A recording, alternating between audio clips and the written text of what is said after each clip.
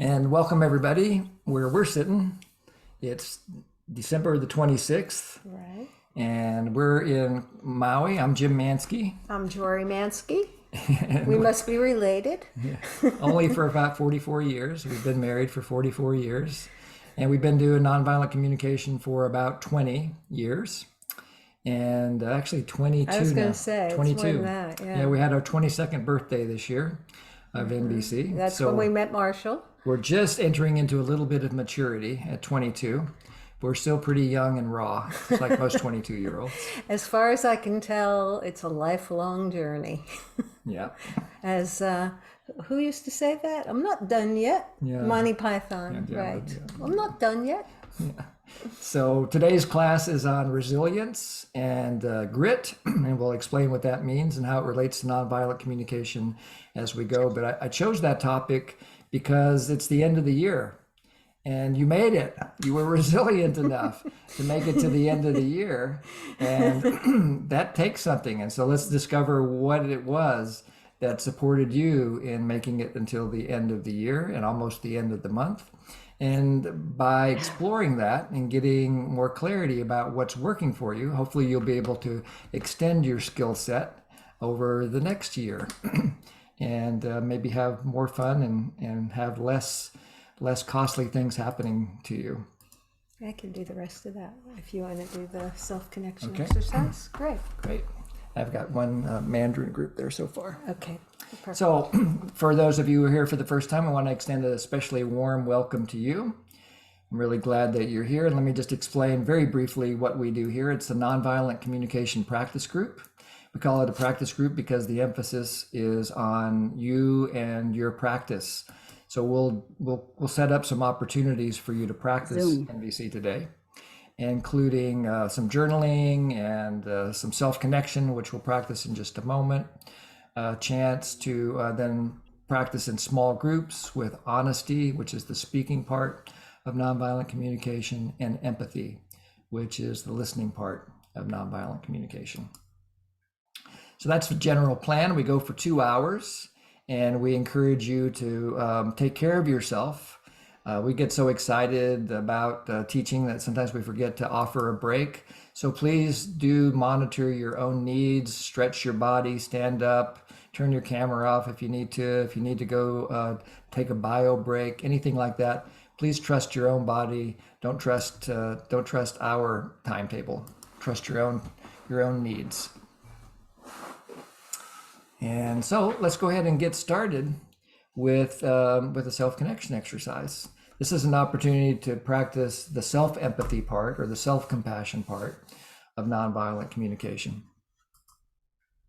And so you're already doing it, right? We're constantly aware of ourselves. Is there anybody here right now who's not aware of yourself? Right. So it's a 100% observation. Recording in progress. That we're always aware. So you need to go to the participant list and make sure people are muted Okay. here. There you go. Thank you. Yeah. So just notice that you're aware. Just start with that. You have awareness. There's not a verb really to describe that, but we'll make one up. You're awaring right now. In NVC, we call it observing. So you're observing the world. You're likely able to hear the sound of my voice. You're likely able to see the screen, unless you're on the phone. See at least one person on the phone. You're likely able to notice aromas or odors in your environment. And just notice as I name these senses, your mind just kind of follows along and starts becoming aware of these different channels of information that we have available to us. You're probably aware of some kind of a taste in your mouth. Might be a lingering taste from something that you recently ate or drank. Or maybe there's kind of a neutral taste in your mouth of you, this kind of background taste that we're usually not aware of until you tune into it. And you're likely aware of the textures in your environment, where the clothes are touching your skin, or where your hands are touching keyboard or desk or another part of your body. These are the five senses. This is what we practice observing the world with.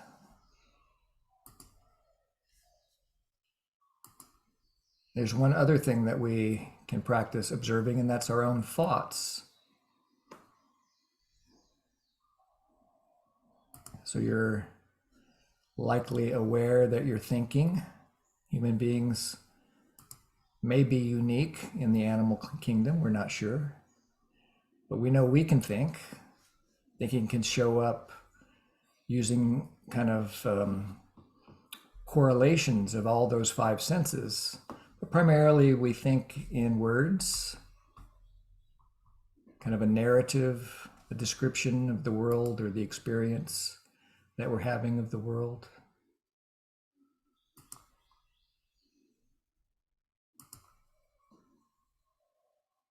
We also think in images. So if I were to say to you something like, remember the first time you ever rode in an automobile, that memory might come up and you might be able to have a visual image of what that was like for you. Or maybe many visual images as you're trying to figure out what was the first time.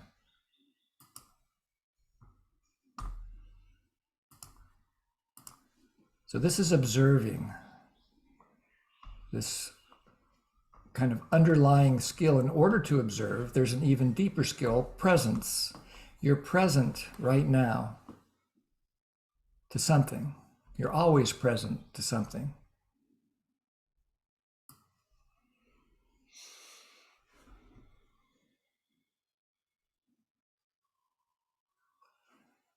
And when we notice something in the world, our body reacts. And it reacts with sensations and emotions.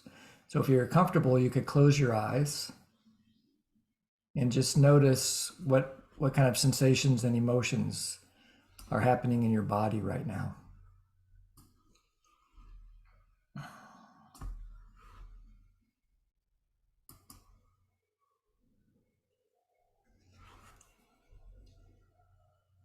Sometimes it's helpful to kind of describe these emotions, these sensations, these feelings. And most of us start our NVC career without a whole lot of vocabulary to describe it. So we'll just start with the two basic sensations, pleasure and pain. So if you like the sensations that you're noticing in your body, we call that pleasure. So you notice that.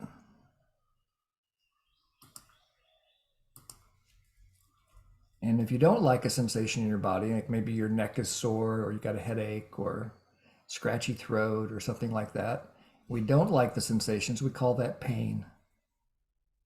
Both are equally important channels of information for practicing NVC and living a whole life. And there's also a third category of feelings, or sensations, I should say, when that's neutral. You neither like nor dislike, you just notice. You don't have a preference about a particular sensation, but you do notice it.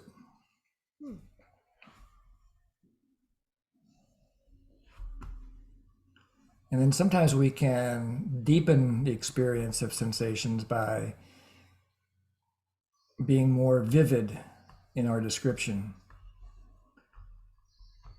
So for example, if you just notice your stomach, your tummy area, the core of your lower body there, and just be with those sensations, and you might notice both pain and pleasure and also some neutral sensations. But you might also notice grumbling or gurgling or tightness or looseness, warmth or coolness, something else. And you could scan your whole body, which we won't take the time to do right now, but you could. If you're ever having trouble sleeping or trying to fall asleep, you can do a body scan.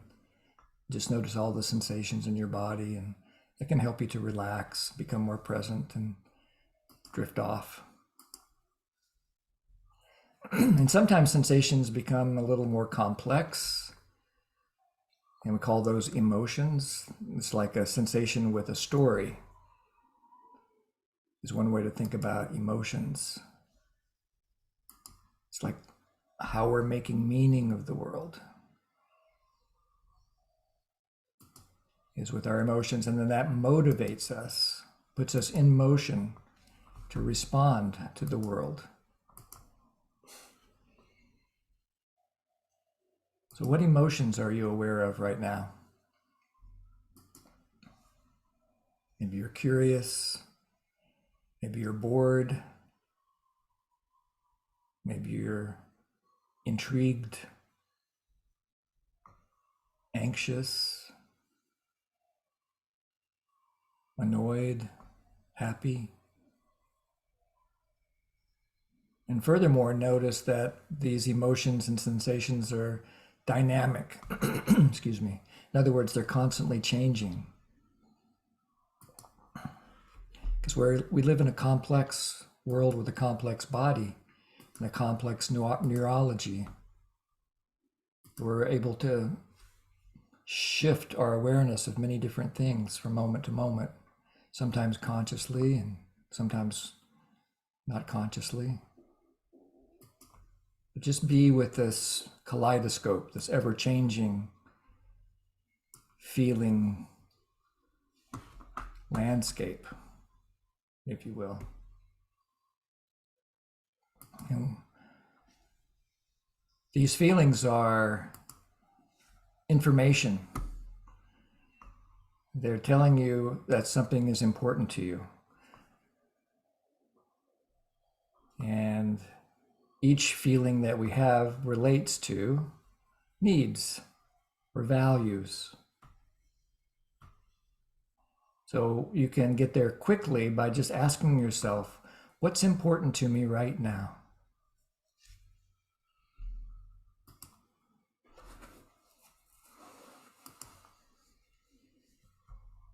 Or another way to get there is why?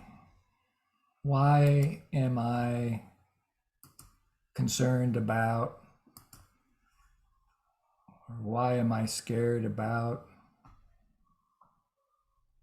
Sometimes asking the why question can take us to our needs as well.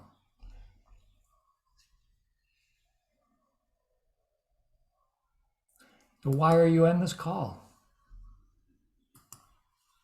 There's probably 10,000 choices you can make about how to spend the next 2 hours, but you chose to be here. Why? What are you hoping for?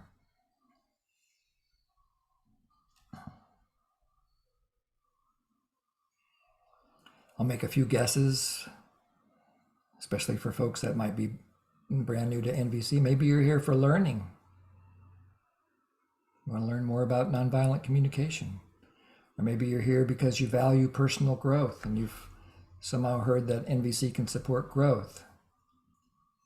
Maybe you want some kind of healing, emotional healing. Maybe you're just looking for information. You heard there was this thing called NVC and found out about this practice group and you thought you'd check it out. You want some information. Maybe you're here for community. Some of the folks on this call have been here almost every week for almost 3 years now. So we built quite a bit of community. Maybe you're looking for belonging. What's it about for you? There's no right or wrong answer. And it can be more than one thing.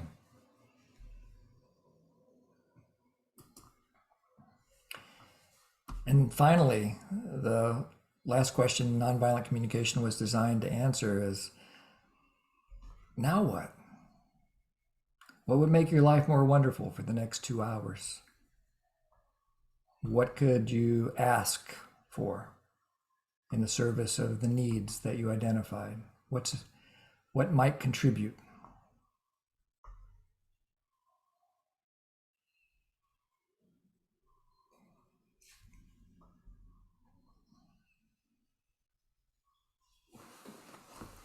Look at it. See.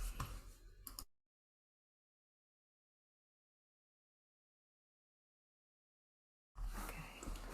So in just a few minutes, you get a chance to talk about your experience, whether you liked it or you didn't like it, or you learned something, or any kind of reflection you have about the process that we just did. Would you fix it? Yeah. And so in the small group, you want to tell them what to do in the small group while I do this part? Okay. In the small group, you have an opportunity to say hello to some people and make some connection. And then, so go around and say your name and also add, why did you choose to take this time today to join? And secondly, what's the best thing that could happen? Okay. And we're going to do this activity for about 9 minutes plus 1. So you'll notice a little timer in the upper right hand corner of your screen, and it's going to count down from 9 minutes. When the 9 minutes is over, you don't have to do anything. You'll notice a note that'll say the breakout rooms are closing, but you can just sit on your hands, and you'll automatically come back in 1 more minute after that. So it'll give you a chance to complete your or move closer to completing your conversation. So we'll see you all back here in about 10 minutes.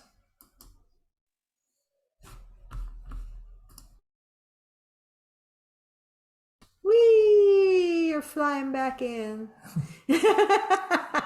Tanya's got her wings going. Here you are at the speed of life. Yeah, well, I hope you enjoyed that. We got to connect with a couple of people who came in at different times than some of the rest of you, and we got to connect with each other. And so we had our own little check-in group. And wondering if there's anybody who would like to share anything with the large group. Chance to practice your honesty, and then the rest of us can just listen to you with empathy. Why does And it say you are muted? If you would like to speak, then you can just unmute. You could just raise your hand that way, because we have enough. I can see everybody at the moment. Or you Right. can go to the bottom of your screen and click on the smiley face down there. And there's a way to raise your hand, like Rosa has done. Hi, Rosa. There's Rosa. Go ahead. How delightful to see you. Yeah, we've known Rosa. Yay, community. Holy My moly, NBC no. friends. Can you hear me okay? Yeah, I heard you 5 by 5. Okay. Aloha, my Aloha. friends. Lovely to see you. Amazing that, you can speak for just a few minutes and all of a sudden realize what's going on. And I've been all day with a little bit of like a grumpiness and going, what is going on, And I just realized that I can, I just finished Hanukkah, which is, I do it according to Kabbalah. And so it's really about recognizing the miracles in your life and all your gifts.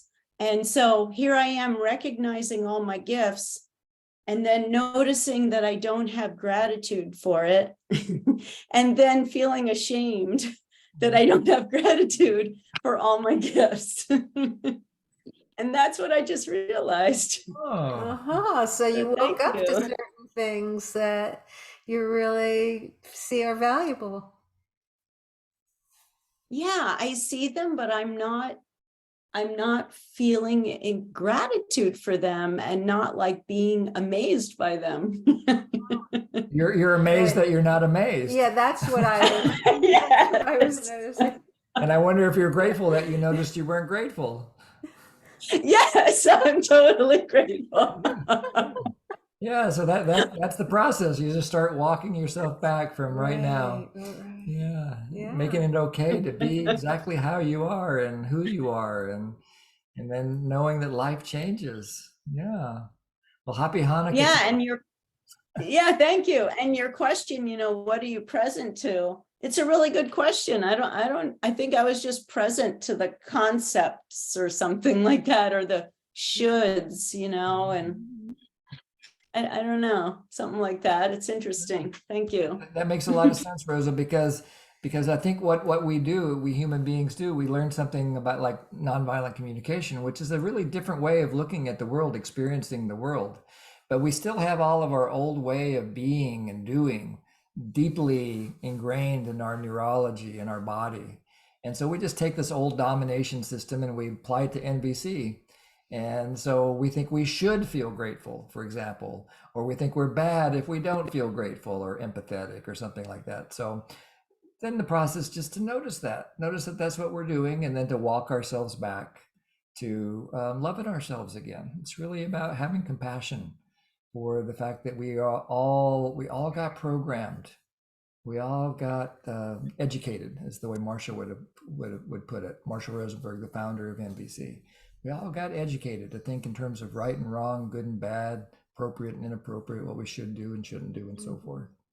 So your experience, I bet you're not the only one that's having a similar kind of experience. Anything else you want to say, Rosa? No, I just so appreciate that you keep doing this and keep every Monday night. It's just awesome. I know I've got that option. So thank you so much. It's a And pleasure. thank you to everyone who shows up so that it keeps happening. Yeah, thank you. Yes, thank you to all of you for being here. Yeah. And Siva, happy Hanukkah to you as well.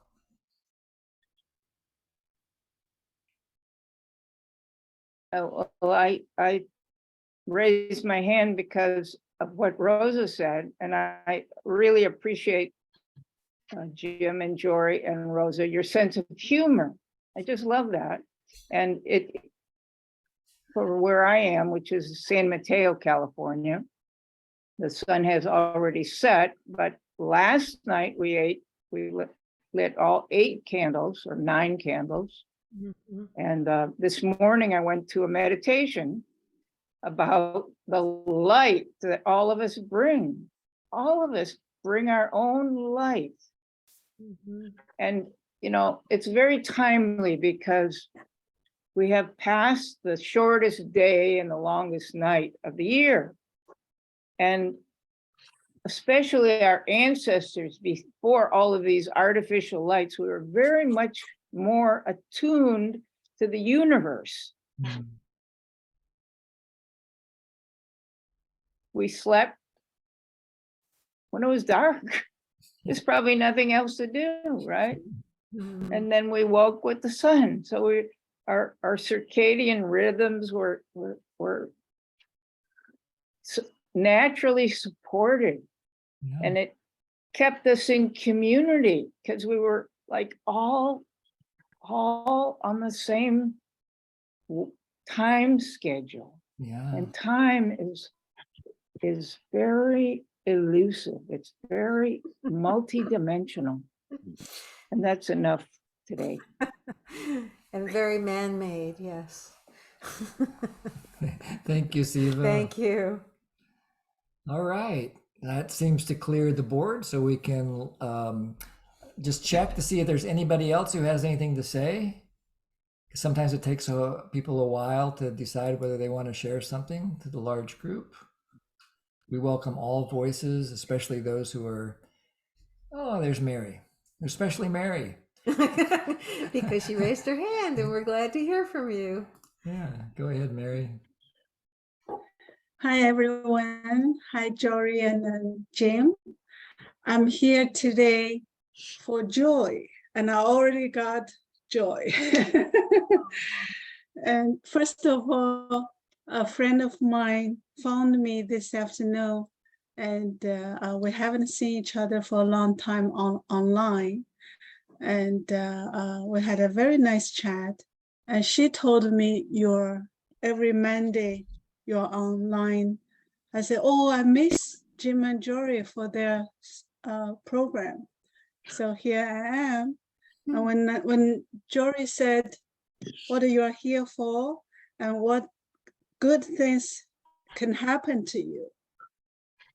In my mind, I said, I would love to be in a small group with the friend who referred me to here tonight.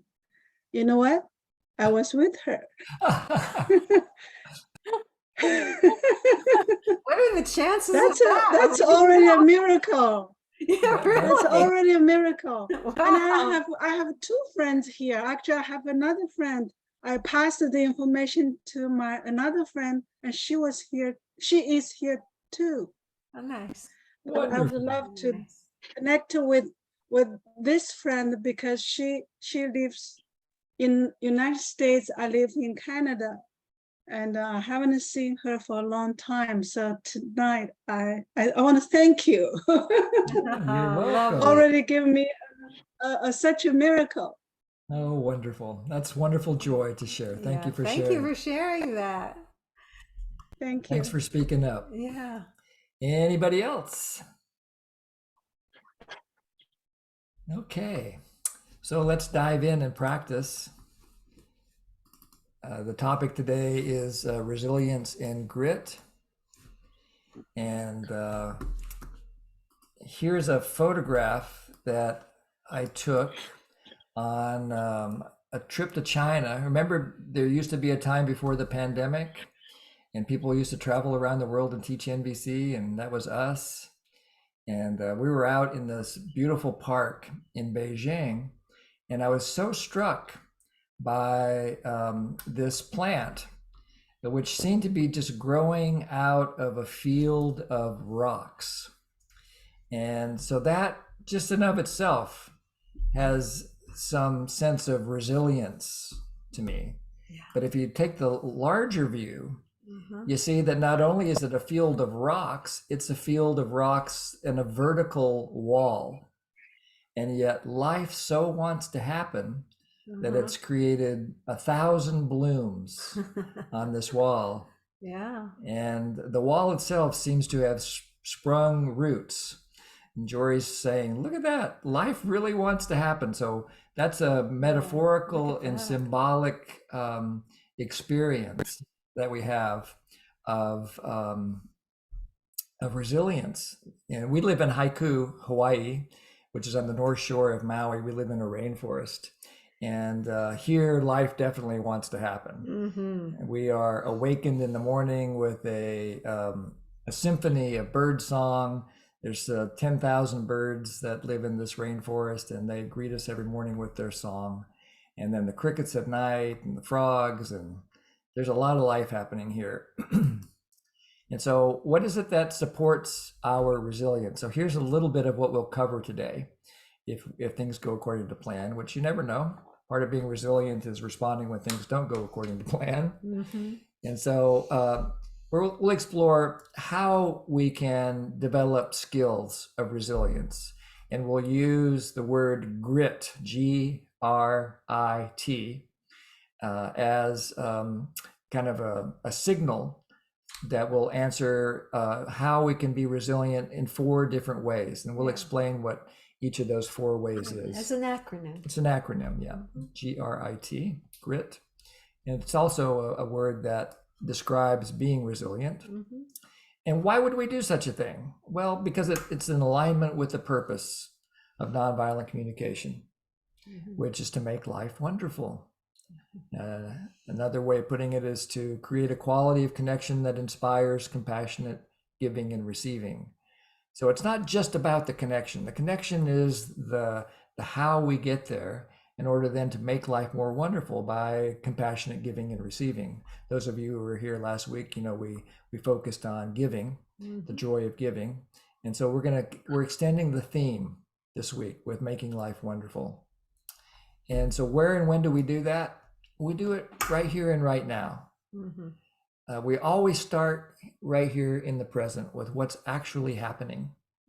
And then we extend that with our imagination. We use the power of our human mind to move from now to a future. We can do time travel. As far as we know, we're the only animals that can time travel.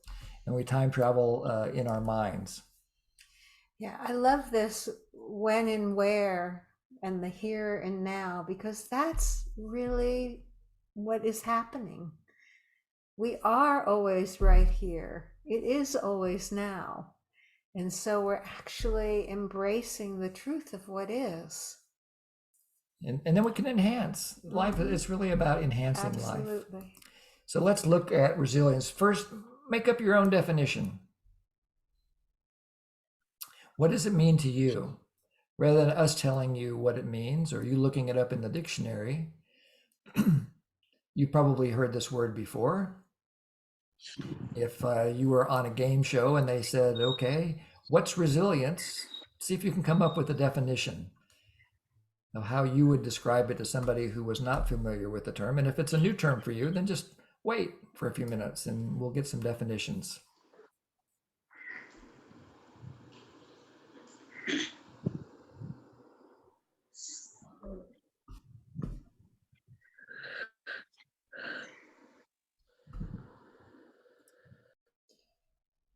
And Shamu, you have your hand up. Yes. So can I say what is resilience up to me? Yes, please, go ahead. It's coming up. It's raising up again.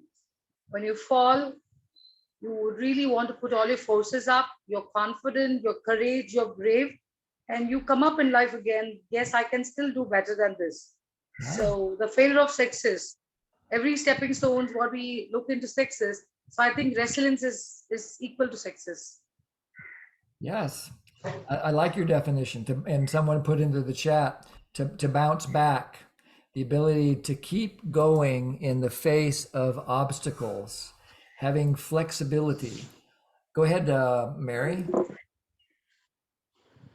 I have something I want to describe to you.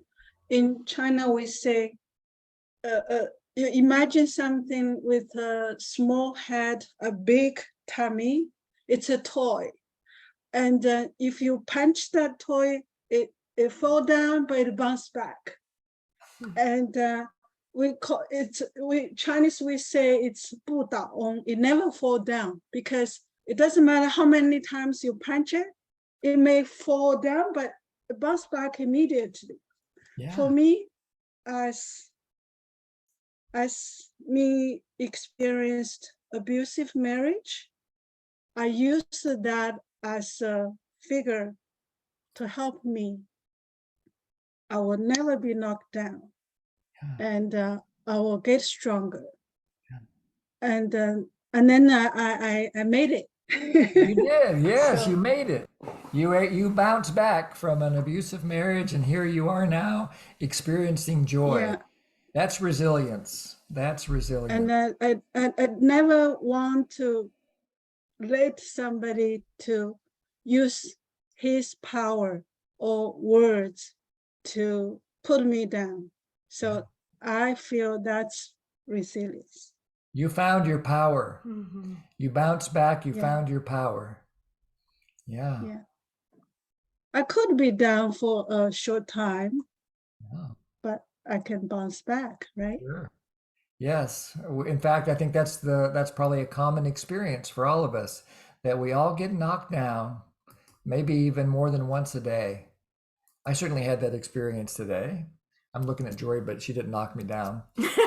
But we were working on a little project together. Not this time. We were working on a little project together, and I got totally befuddled. I just could not figure out how to do something, with the computer or whatever that I had done before. And so it had knocked me down temporarily, but I stuck with it until I figured it out. And then when you come out of the other side of resilience, then there's joy, right, Mary? That's that experience of joy. Yes, You know, we go beyond yes, survival to thrival. Yeah, yes, yeah. Thank you. Is that complete for you, Mary? yeah. Okay. Siva?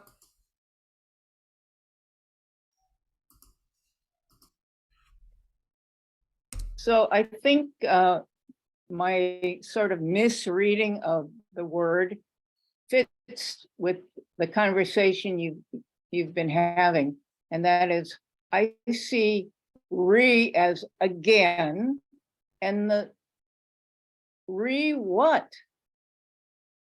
Well, it's almost like the word silence, which I think is to be silent again. What happens in that silence is you find your persistence, you find your strength, your courage, and that's, I think, a valuable way to read resilience. Thank you. Yes, thank you. All right. And let's see if there's anything else in the chat. Positive energy, bounce forward, ability to be flexible, open to accept what happens. Positive energy, certainty, capacity to not only survive, but also to live when fear and pain are triggered by what happens. Survive with integrity, staying resourceful and connected to my truth, remaining self-compassionate, heart-centered, and bringing my focus back to love and kindness. Love these definitions. So I think you skipped one just above this. I think I got them all. Oh, you got it. Yeah. So let me share the screen again, and I'll tell you my definition. Not that it's any better or worse than yours, but look how similar it is. Bouncing back in the midst of conditions where needs are not satisfied. So my definitions almost always have the word need in them because, you know, I'm an NVC trainer. So I look through this needs consciousness lens. So bouncing back in the midst of conditions where needs are not satisfied, staying focused on needs in the midst of changing observations, becoming flexible with strategies.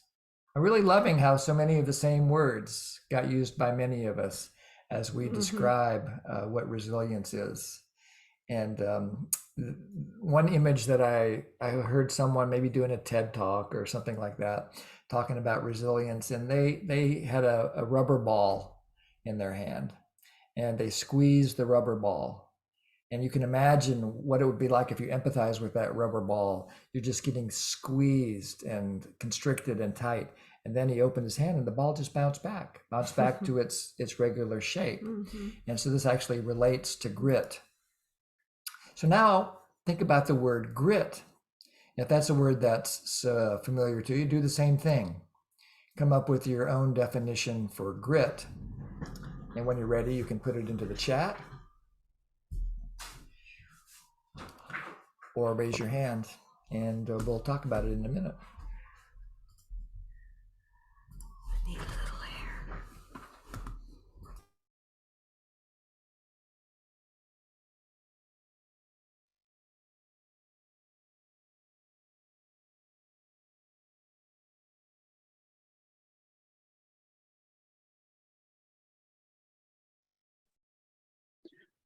Sorry, Jim, can you please explain what's the meaning of grit here?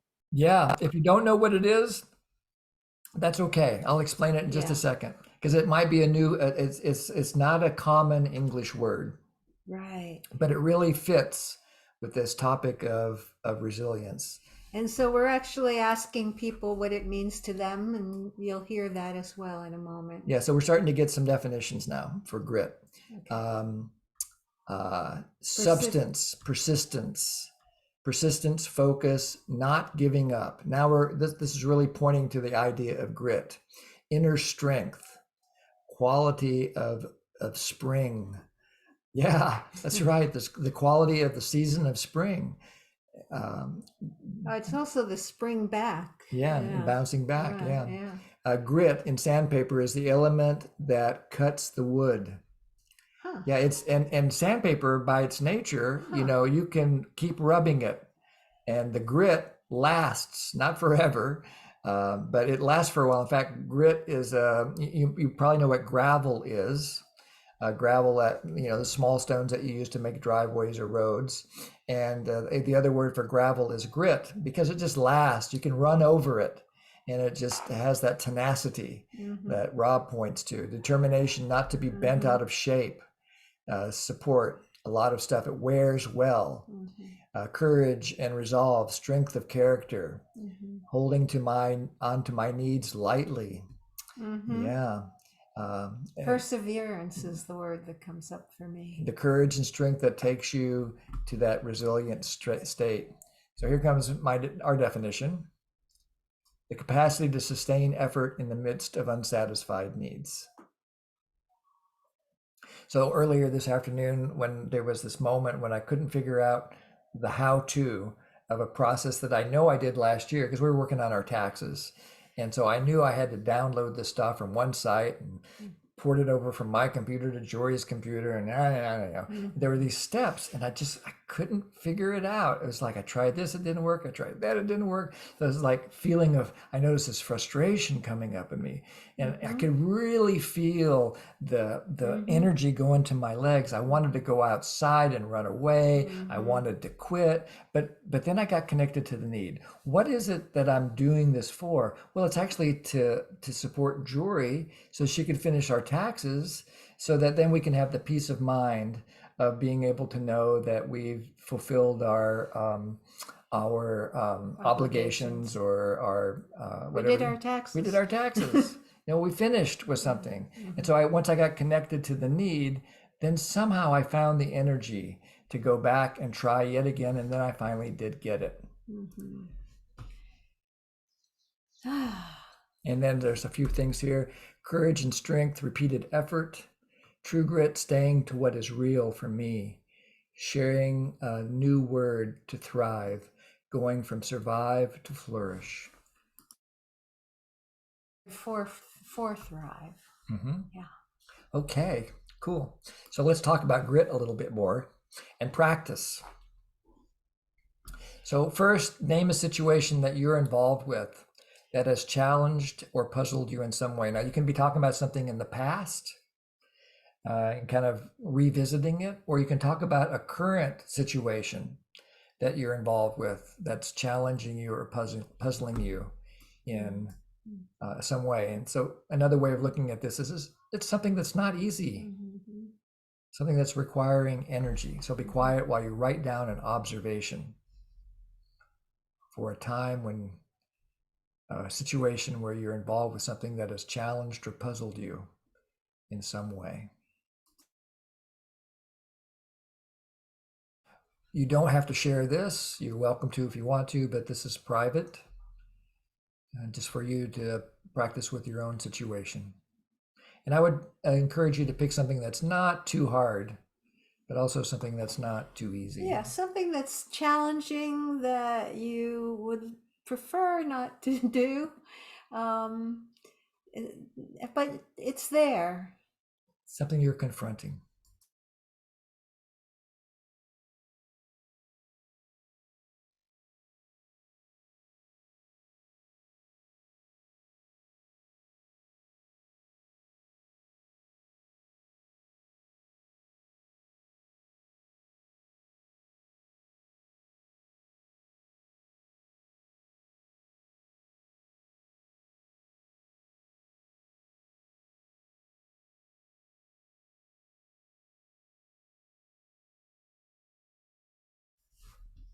Then the second step is self-empathy. Notice what you're noticing in your body as you connect to this observation. Mm-hmm. So stick with just the body first. Start with the head, with making the observation, making the image, doing the memory, and then move to your body-based experience. What do you notice in your body in terms of sensations and emotions? First, notice it for yourself.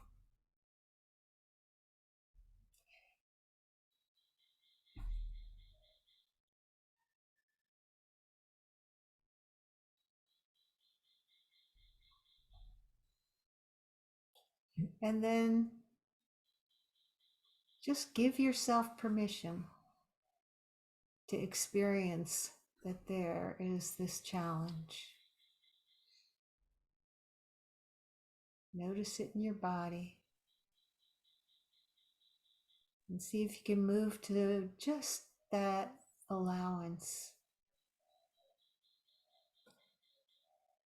May be helpful to name the sensations and emotions that can support you in allowing the feelings to be there.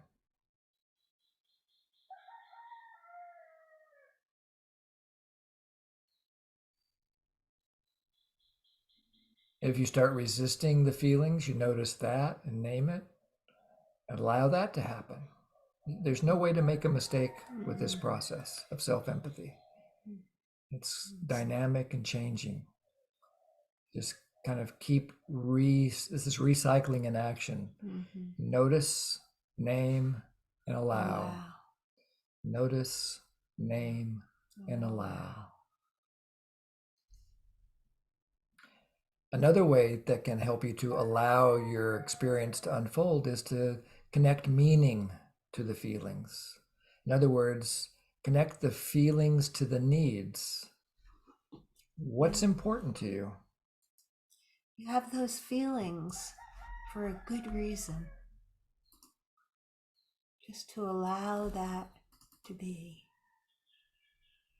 And notice why. Why, in terms of our shared humanity, our shared humanness, when we call them our needs. So those of you who are newer to NVC, it might be helpful to have a list of needs to look at. Your needs may or may not be on this list. Sometimes looking at a list might help you figure out what your need is. Like when I was working with that little computer-based project, I was really needing, it was at one level, it was linked to survival. That's why I was kind of panicking a little bit. And then as I stayed with the feelings, I really saw it was a need for clarity and flow. So what's it about for you?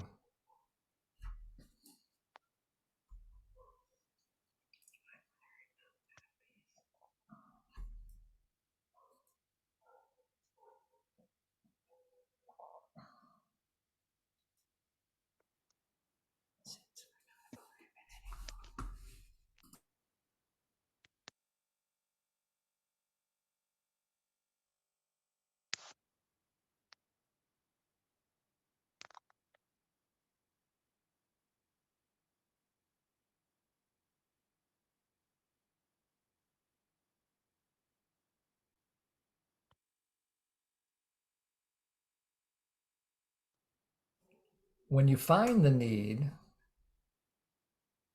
again, first you notice it. It's helpful to name it and then allow yourself to have that need. Of course you have that need. You're a human being. These needs are something that we all share. Yeah, give yourself permission to be human. That this need is arising and really matters to you. And as you keep being with the needs, you might notice they change. Like as I sit with it again, I noticed that I had another survival need arising in me, which was creativity. And so I kept trying different strategies.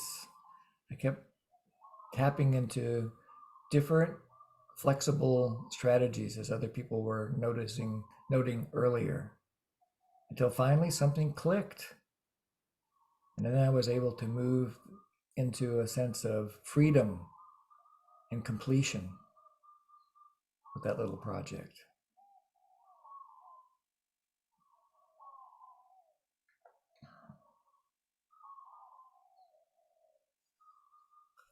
If you want to put your needs into the chat, that might inspire other people to connect to their needs.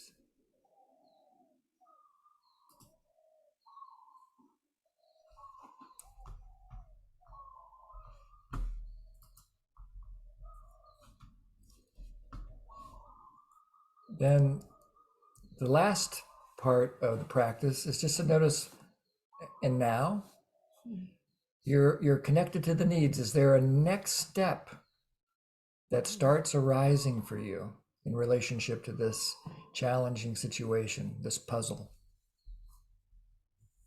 If there is a next step, you can write it down or even just get off the call and go do it if that's what gives you the most peace. It doesn't have to be the final completion of whatever it is. It just needs to be a next step.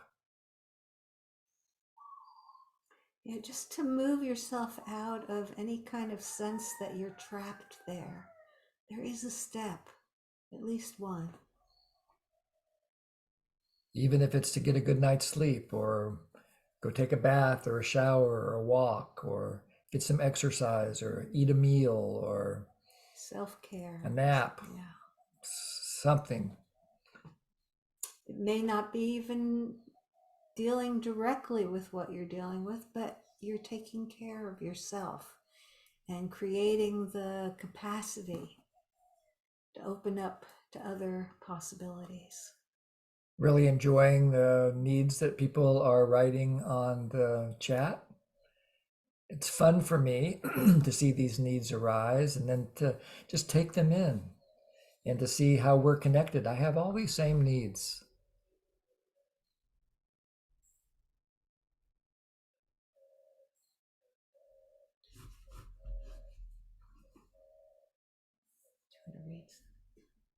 Now, I'd rather open up the groups for 10 minutes again and let you share about this experience with some partners. And so we'll reopen the groups. Again, it'll be a relatively brief, some of the, about 10 or 11 minutes. Some of the groups might have changed because people have come and gone. I think the groups are ready to go, but there might be a few people that aren't yet in groups. And we'll put you in as soon as possible. So let me change this. Going to make it 10 minutes. We're doing great on time. So let's make it 11 minutes plus 1. So everybody has 3 or 4 minutes to share. And this is a chance to practice the honesty part.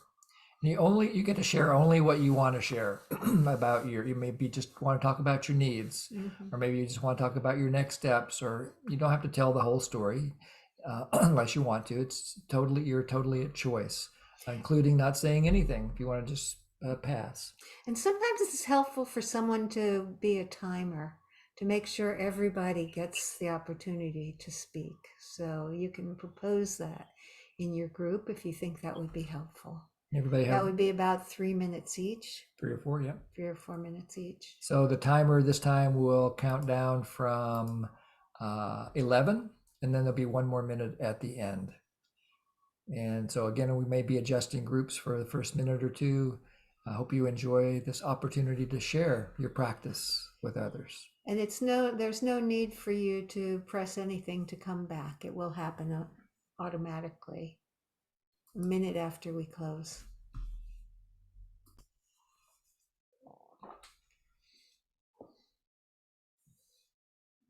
Ooh, we have a dog in our midst.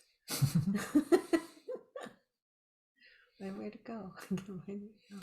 So I wonder if there's anybody who would like to share anything about what you've learned through this practice, especially if we haven't heard your voice yet. Love to hear new voices that haven't spoken up yet today. So just check to see if there's something that you would like to contribute specifically about this particular practice. And you can do what Siva did, is raise your hand. And go ahead, Siva. Quick question. I I was under the impression, because Jory used the word acronym, that GRIT, G-R-I-T, that you were going to make a connection between each of those letters and 4 things. You're right, and we're going to get that. We're going to do that next. You're just time traveling. Okay. Yep. Wanted to start Okay. with a practice first. Exactly. Go ahead, Rob.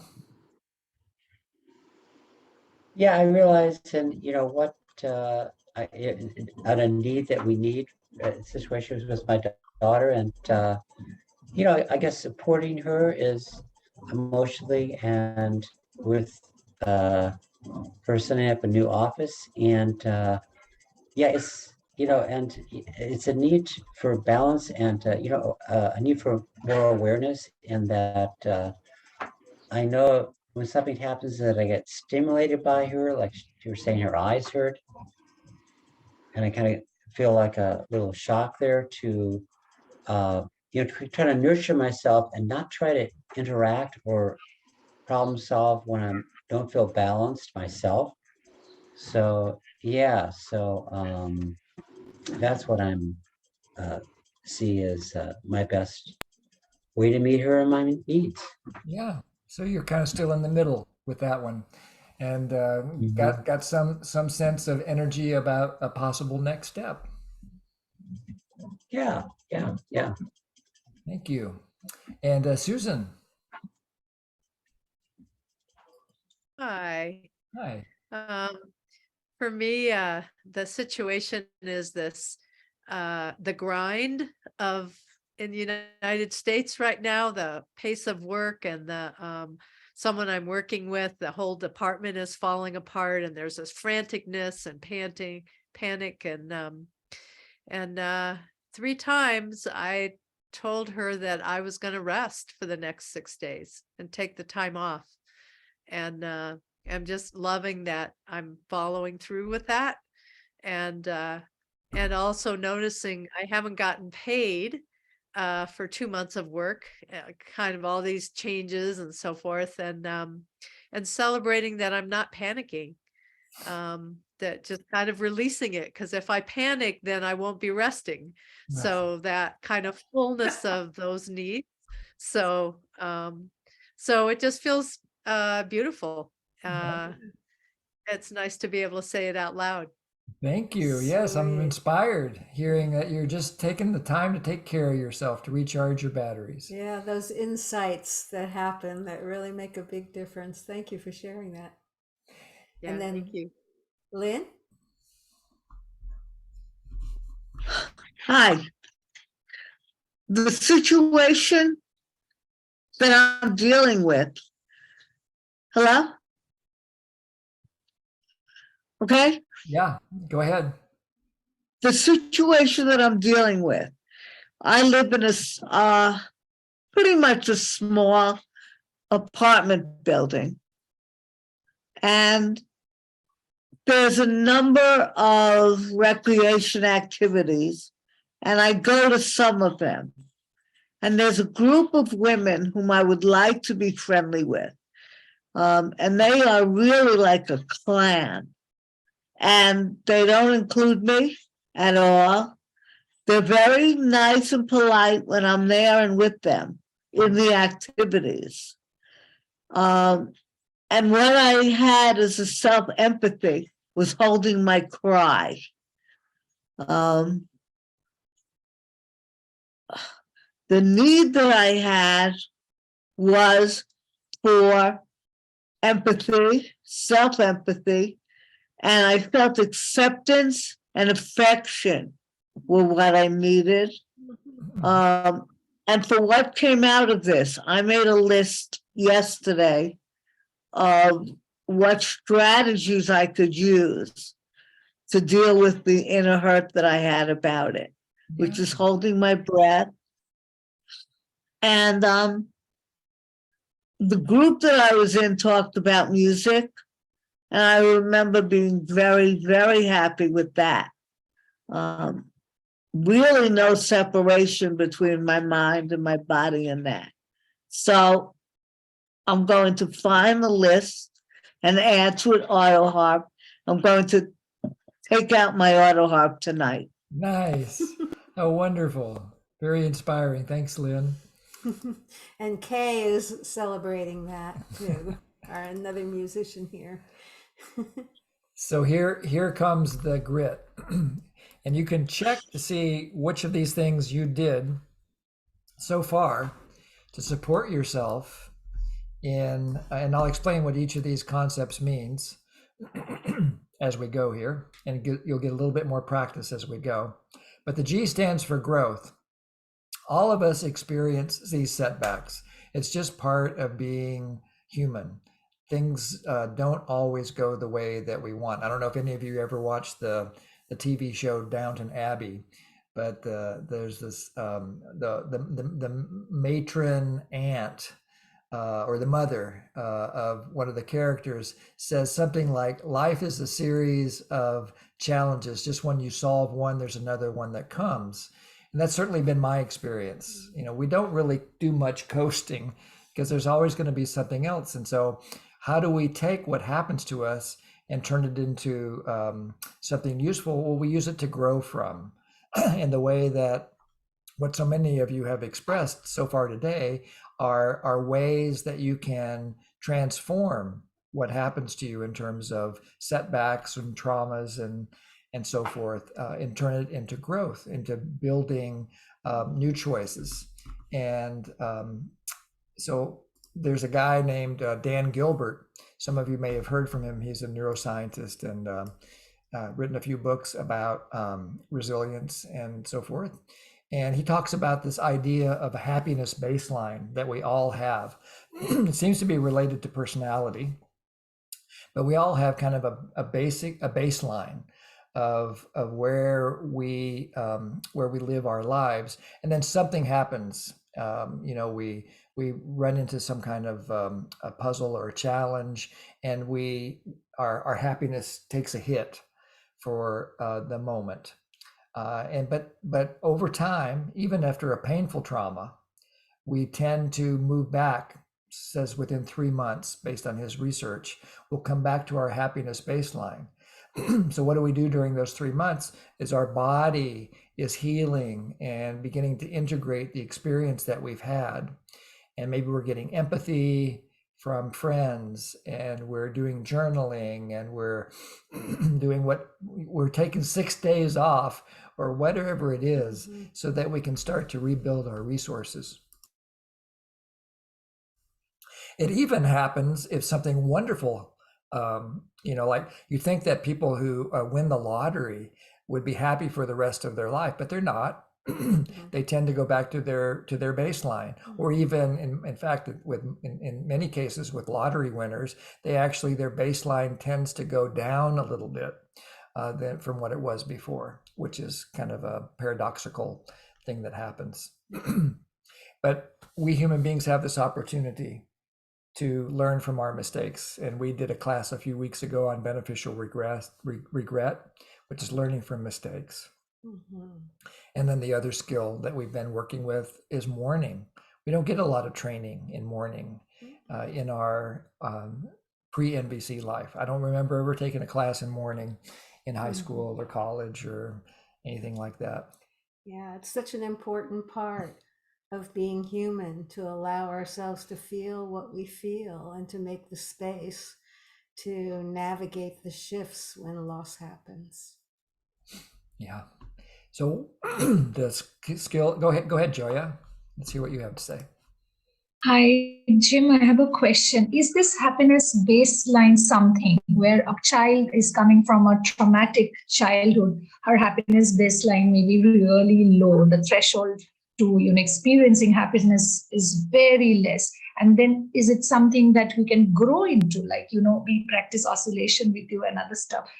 Are we able to kind of increase that happiness baseline and be more happy over a period of time consciously if we want to practice that? Yeah, Gilbert has also talked about how we can increase our happiness baseline, and that's what the other strategies that we're going to talk about today are actually designed to do.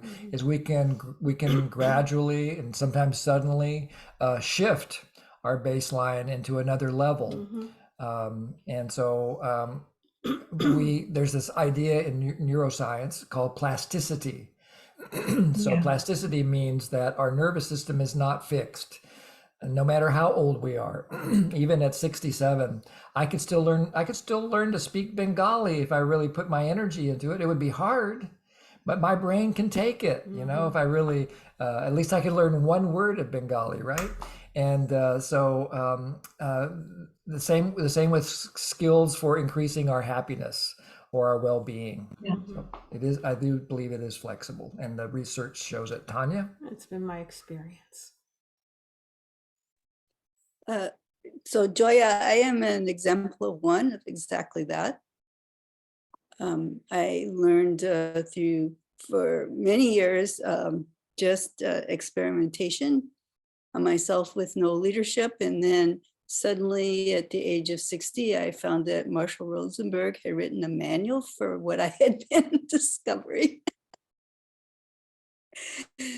So yes, I'm an example of one of someone who has completely changed their happiness level baseline. And the one of the things that I've been thinking about this, if you don't mind, Jim, if I do a little bit more, is that in all of these things that we're talking about, resilience and grit, well, what we're talking about, I think, ultimately is meeting our own needs. When the outside world is not going to meet our needs, we only have one other place to go, and that is ourselves. And to me, that's the secret sauce of resilience and grit.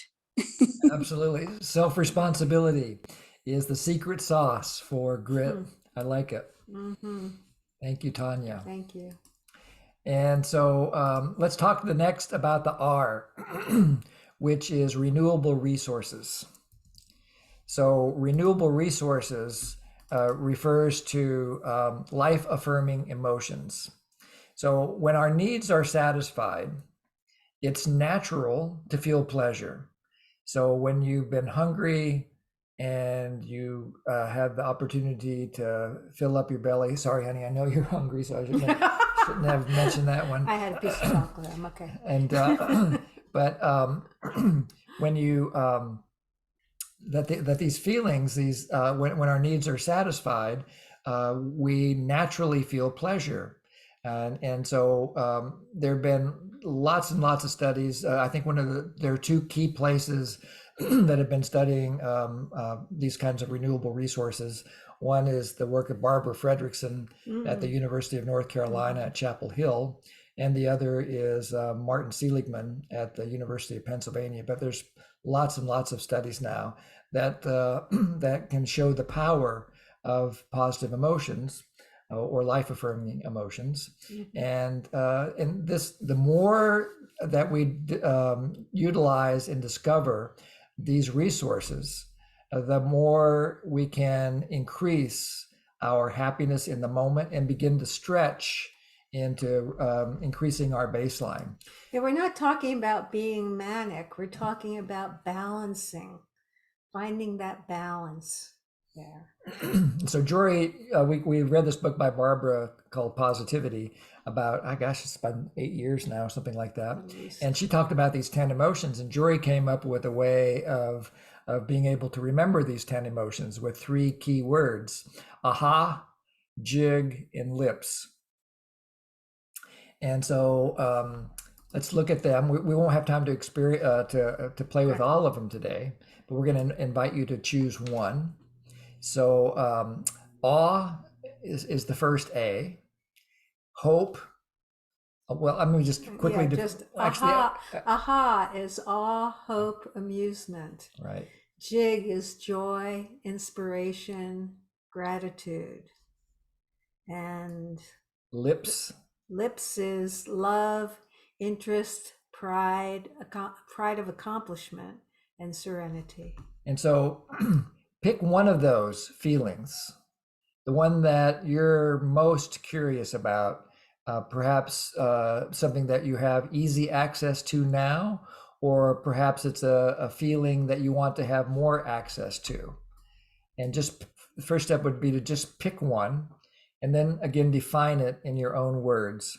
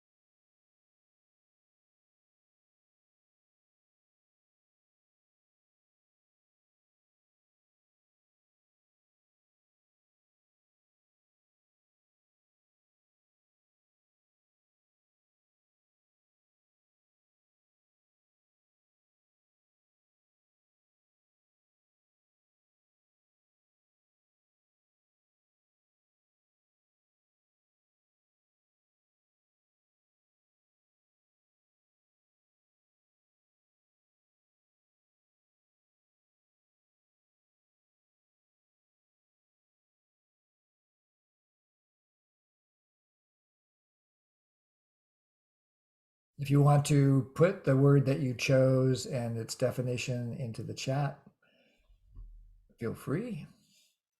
When he says definition, what it means to you. Mhm. And I am tracking this thread from Julia, and I will respond to it. So we'll get there before the end of the call, I promise. And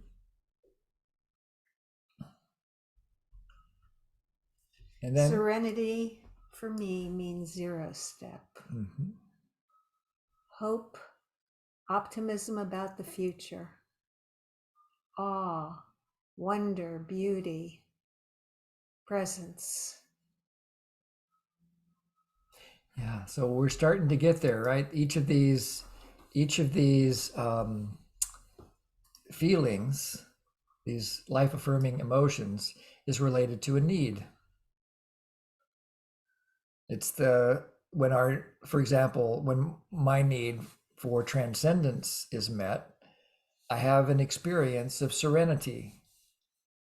When my need for sustenance is met, I have a feeling of joy or fullness after a meal. After a particular practice group, I'm feeling a pride of accomplishment of how things have gone. I feel that sense of accomplishment, that pride, because it's related to my need for meaning or purpose or contribution. So see if now you can relate the feeling that you chose to the needs that it is associated with for you in your experience.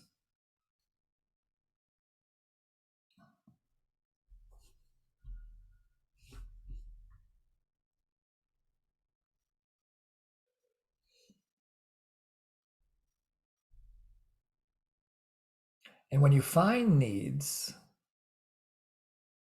you can savor them. Savoring means to extend the pleasure of something. So for example, if like when I think back earlier to my experience of grit today, it's related to the feeling of pride of accomplishment.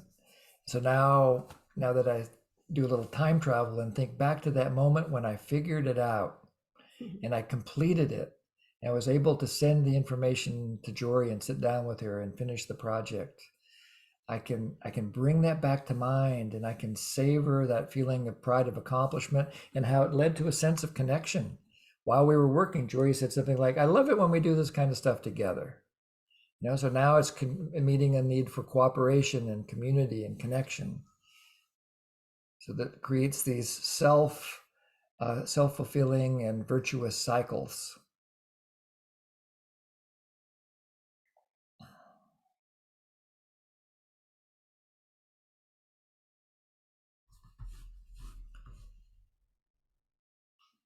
And this relates to integrating needs consciousness.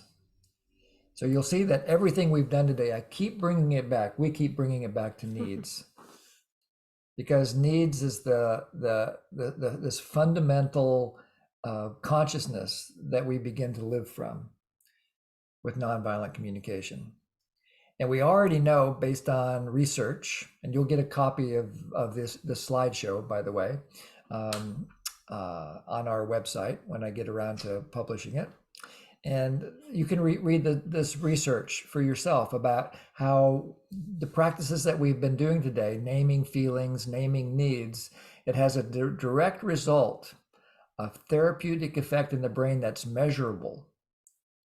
And so this is a way to take responsibility and to really start growing your trust in yourself and your own ability to transform your experience in a way that meets more needs with less cost.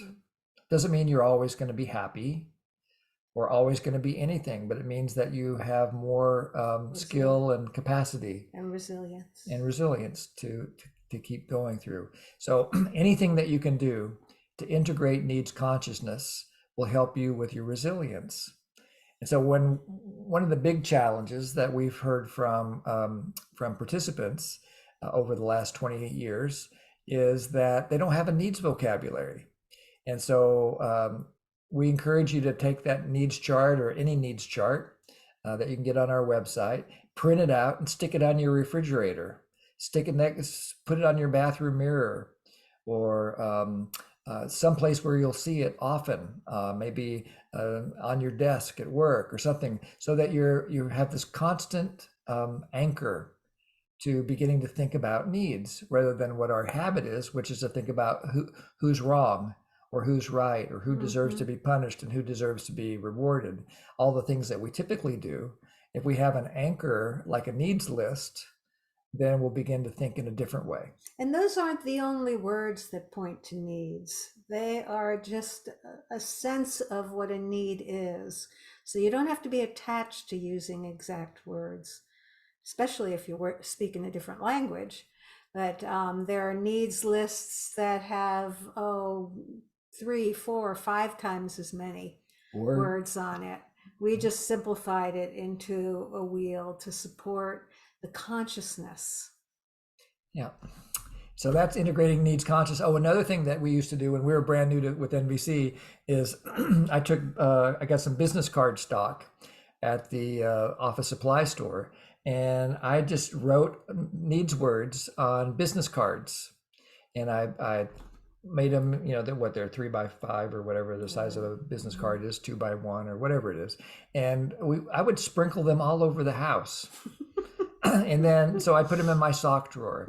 I'd put them in the kitchen cabinet. So next to the toilet on the wall. I'd find these need words, and then it would just remind me, oh yeah, I have a need for that, and it would just kind of help me to grow my vocabulary. And it's not that I have a need like I'm needy in that moment, or even that need is so alive.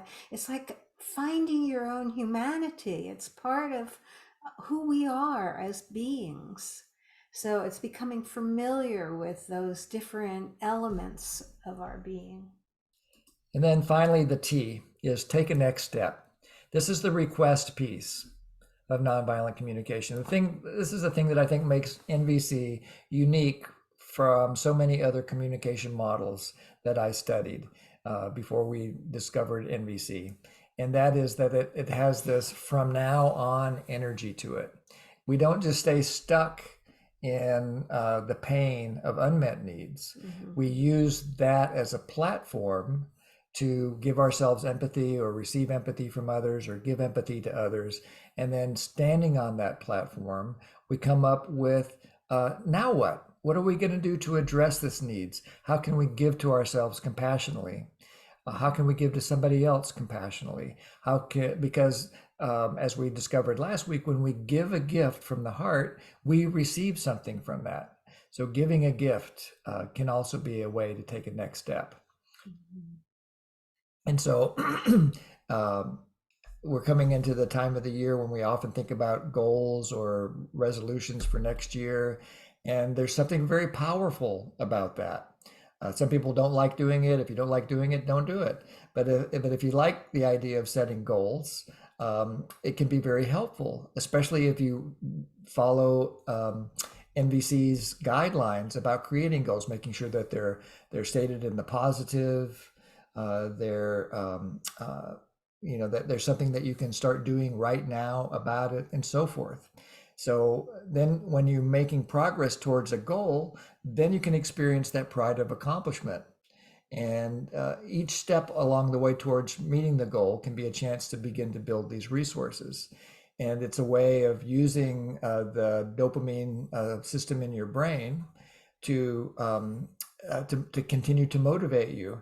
And if you do it in cooperation with a friend or a lover or a partner, then it also begins to activate a whole nother set of neurochemicals in your brain, serotonin and oxytocin, and then that creates again this virtuous feedback loop that is what makes the power of belonging community so strong. And I noticed Monica has her hand up. Yeah, let's hear what Monica has to say. Yep, go ahead, Monica. Oh, I just have a quick request. I was going to take a screenshot of the other one, but I was too slow. So would you be willing to put the previous slide up just for like a few seconds? Sure. Thank you. I would be happy to do that. So hang on just a second. Let me turn the screen sharing back on. And we will put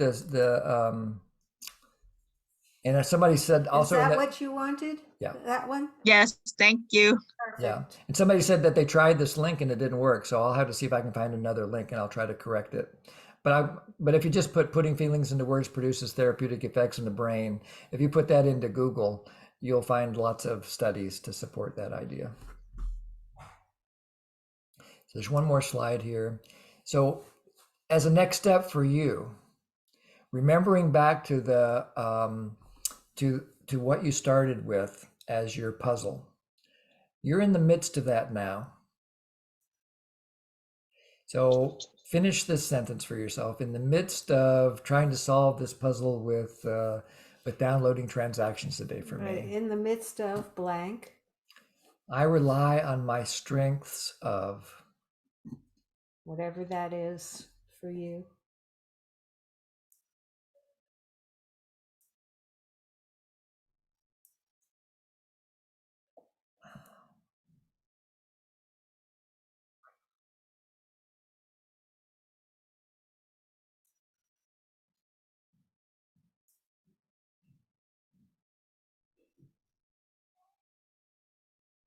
If you want to put that In the as a chat. celebration in the chat to celebrate your strengths, Feel free. feel free to share it with us and to share it with everybody else is here. This is again a way to support the feeling of inspiration, one of those aha jig lips feelings. It also is a way to provide information, the joy of discovery, and then sharing your discoveries with others. There's something so powerful about having a strengths orientation. Needs consciousness is a strengths orientation. Rather than thinking about deficiencies, you're beginning to think about abundance, about the strengths that you have available. And so it begins to answer Yulia's question. What do you think about using NVC in times of war? And I have no direct experience of it. Other than the war we create with our partners sometimes. but Yeah, little yeah, it happens. little mini wars. But I know that right now, lots and lots of people are confronting this on a daily basis, in not only in Ukraine, but also in about 20, 25 other high conflict zones in the world where war is an everyday occurrence. But I can tell you that in Ukraine, there is an organization called the Peace Engineers. Maybe I can get somebody to come and talk to us about the Peace Engineers in at one of our practice groups in the future. And the Peace Engineers, they work with people on the ground in war zones every day, working with nonviolent communication skills. And of course, the three different modalities of nonviolent communication, you can see how they might help in a war situation. There's self-empathy. My goodness, boy, if I was in even when I'm just in a little war with Jory, I need tons and tons of self-empathy and empathy from others. So I'm so grateful for the training that I've received in order to not only give myself empathy, but to have the willingness to start asking for empathy. And what the Peace Engineers are doing is they're training people to train others in the skills of empathy, because empathic feelings, check it out for yourself. What's the positive or life affirming emotional experience you have when your need for empathy is met? Think about a time when your need for empathy was met. How did your body respond? And we have some people who've responded to what you suggested, if you want to read them. And so that's going to be probably on that list of 10. In my case, there's often a sense of joy or a sense of love, a feeling of love when my need for empathy is met. And it was like Rosa said earlier on the call that sometimes just sharing about it for 5 minutes with somebody. So that's when that's the honesty part of nonviolent communication. When we're willing to share what's alive in us, as Marshall used to say, in the presence of a beloved community, of people that we know won't judge us and care about us, that generates feelings that give us the power to be resilient. And so I just imagine people in Ukraine, whether they're on the ground as soldiers, whether they're Russians or they're Ukrainians, or they're people from other countries that have gone there to fight or for whatever reason, or they're NGOs that are on the ground trying to support people, that there's practically a bottomless pit of the need for empathy. And so these peace engineers are going in and sharing skills of presence, space, and focus to allow people to get their needs for empathy met. So I invite you to go through the chat. And I got a thumbs up from Yulia, so I guess my answer satisfied her question. And we're getting close to almost out of time, but we do have time to hear a couple of sharings from somebody about anything that you'd like to share about what's come up for you about grit, growth, renewable resources, integrating NVC consciousness, and taking a next step. If there's anybody that would like to share anything about resilience and grit now, what you're taking away, I'd love to hear from a few people.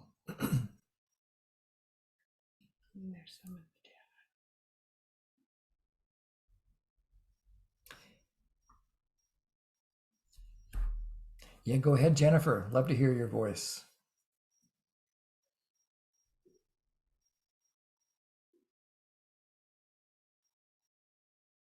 Oops, we can't hear you yet, Jennifer.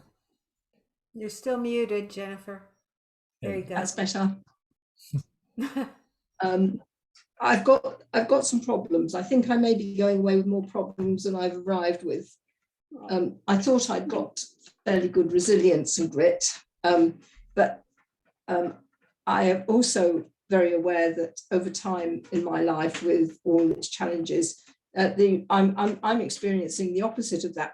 What that researcher said, that my happiness quotient has been going down steadily for about 20, 30 years as each challenge arises, and I feel that, yeah, so I do go back to a baseline, but it's a steadily decreasing baseline. And when we've just done the last exercise, I think the thing I would like to have most of is hope and joy. And I defined hope as a doubt or a belief, could be either, that I might re-find joy. And joy for me would be savoring the present, because I have a great deal of, I can experience the present, but I have a great deal of difficulty savoring the present.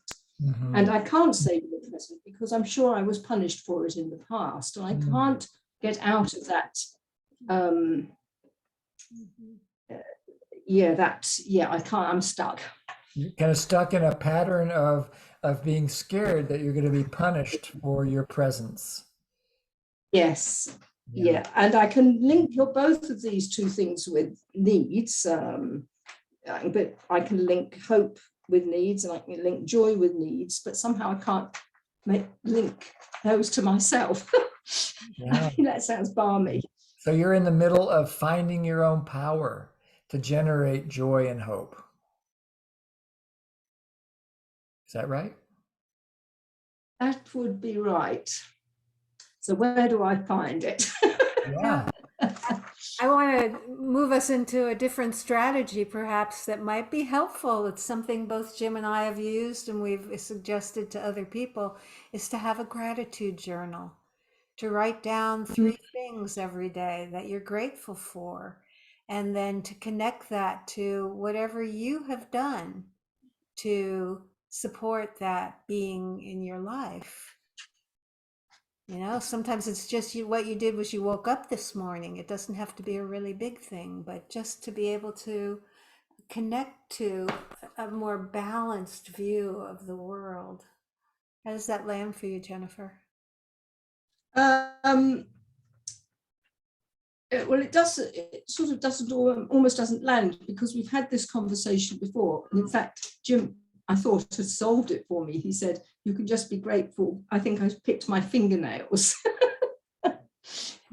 So I've been very focused on my fingernails over the last year. I think that it's been about that time.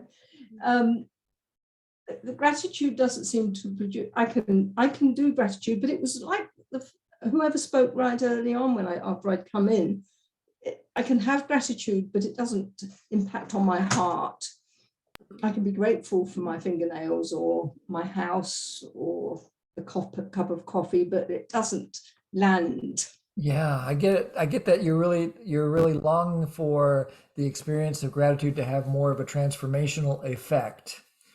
And one suggestion to try would be and this I learned from Marshall, is naming the observation is important. Like, of course it's important. I have fingernails, or whatever the observation is, and then connecting to the need. You know, what need is met by having fingernails, for example? It's about protection, right? And then when I notice that my fingernails have protected me, what do I feel right now? And then the tendency for us human beings is to go up into our head and figure out the feeling and maybe name what the feeling is. Well, I feel grateful. But the power of gratitude, the life-sustaining power of gratitude, comes from then allowing yourself to deeply feel it. And that's where it sounds like your edge is allowing yourself to be really present with those feelings. So I would recommend you take teeny tiny little bitty steps to discover that you can experience a micro moment of joy, or a micro moment of pride of accomplishment for 1/2 second. Let that be the goal. Yeah. And notice that at the end of a 1/2 second, nobody hurt you. And then as you keep doing that, you'll gradually expand your capacity to see that you're no longer whatever age you were when you were being punished for your presence. You know, children, the way that most of us at you look like you and me are about the same age, presence wasn't really valued in children. We were supposed to do our multiplication tables or whatever, you know, sit still and behave yourself, and all these messages we got. So then when we would go off and daydream or stop and look at a flower, we would say, hey, you know, we got to get somewhere, we got to do that. And so we experienced that as criticism and blame and punishment. And so now we're no longer 7, you know, and just to enjoy that, wow, I can actually take 6 days off of work. And even though someone might be, you know, wishing that I was working, I'm still going to take care of myself. And so gradually increasing our capacity to stretch. So that would be my invitation for you to consider, Jennifer. How does that sound? The second business sounds great. I think I might be able to manage a second. Yeah. A micro moment. This woman, Barbara Fredrickson, that we mentioned, she talks about the power of micro moments because they start to add up. So thank you for raising your hand, Jennifer, and speaking. And Anne, we'll finish with Anne, and then I've got a few announcements to make. Thank you so much. I would like to celebrate that today I have once again experienced the power of slowing down, especially in the face of pain and confusion. And this is something that's my learning edge as well, to allow myself the time and the energy to connect and to be present. And that's on personal level and on global level too. When I see what's happening and I feel my impatience for change. It's sometimes hard. Thank you so much. You're welcome. Thank you for being with us today and celebrating our last practice group of the year with us. So, speaking of celebrating, I'm going to put a few things into the chat, but the first celebration is the last couple of weeks we were raising money for the program in Sri Lanka to feed children that are suffering because of the economic crisis that's been unfolding in Sri Lanka this last year. And we reached our goal. I think our goal was something like $2,800. And because of your generosity, you guys donated about half of that. Jory and I are donating the other half.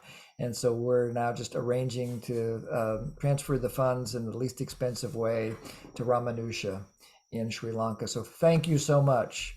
I'm really savoring the quality of community and support and the power of a request. Ramanusha found the courage to come here and ask a bunch of people that she didn't know and share what her dream of helping people was. And you guys all responded with generosity.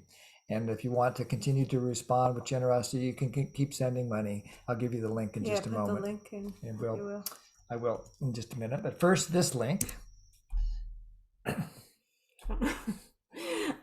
He put a link to my scheduler for those of you who are wanting some private session, wanting to explore something, needing some empathy. You're welcome to use that link to make an appointment with me. It's another way you can kind of work with getting empathy from somebody like Jory or another skilled practitioner can support that stretching our capacity to experience joy that we were just talking to with Jennifer. So maybe Jennifer, it would be fun for you to make an appointment with Jory. Second link is for recordings for these calls. They go on two places. They end up on YouTube first these days because that's relatively easy for me to do. Eventually they end up getting put on our website as well, along with any handouts that are part of the presentation. And then to donate money, there's two links here. Sometimes people say that the first link doesn't work, but so I'll put them both in. If you want to donate directly to Jory and Jim to support our work, you can use that PayPal. If you just click that, it should be a live link.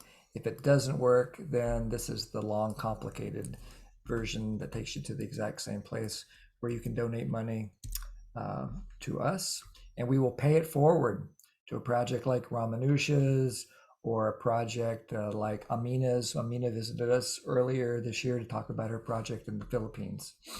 And we also, this group also donated some money to the Ukrainian trainers that are on the ground, the peace engineers, and the Ukrainian trainers that are on the ground in Europe right now. What about your book? One last link here for donating. If you're in the United States and you would like a tax deduction, then don't give it to us because it's not deductible. But if you give it to the Center for Nonviolent Communication, that's a registered charity in the United States. And you can check with your own tax professional about getting credit for that donation on your taxes. And then I did write a book called Pathways to Nonviolent Communication. And you can probably get it shipped to you for free. It's called Pathways to Nonviolent Communication. And it's actually the kind of the textbook that we're using as a background text for much of what we teach here on our classes. So now the question is, what are we going to do next week? Well, I've been tracking your requests. Each week I send out a reminder of our calls, and I've been tracking your requests. And I was going to wait till after today's call, and so I will announce in our next email what the session will be. But my intuition is, based on what I heard today, is that we'll keep working on building resource states and go a little bit deeper into experiencing these resources so that we can experience more joy. I see a thumbs up from Yulia about that. So, okay, I'm going to follow my intuition. So we'll keep building. We'll call it building resources for 2023. And thank you, Sarah Joy, for the direct message. I really appreciate that quality of support. We will look forward to seeing you next week. If you'd like to stick around, you can stay and join a small group to finish any conversations that you would like to have. So. Yeah, and if the people in your group aren't still here, Jim will move people around until you're with somebody if you'd like. Farewell, everybody. See you next week. Happy New Year. Ha'oli makahiki ho, as we say in Hawaii. And Jory's going to run off and get some dinner, I think, and I'll help with the groups. Thank you. Aloha. Thank you, Bye-bye. Thank you. Bye. Bye. Bye. Thank you all. Bye. Bye-bye. Bye, Jim.